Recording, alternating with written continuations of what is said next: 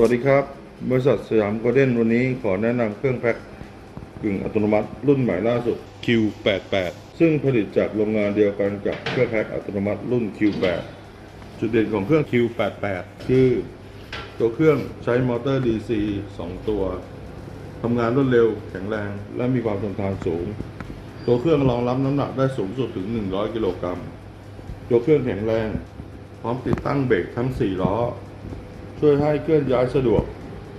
และทำงานได้ปลอดภัยมากยิ่งขึ้นอีกหนึ่งจุดเด่นสำคัญคือเครื่องรุ่นนี้รองรับสายรัดขนาด9 ถึง 15 มิลได้โดยไม่ต้องเปลี่ยนแปลงอะไรช่วยเพิ่มความสะดวกและประหยัดเวลาในการทำงานจุดเด่นสำคัญที่สุดของ Q88 คือตัวเครื่องไม่ใช้สายพาน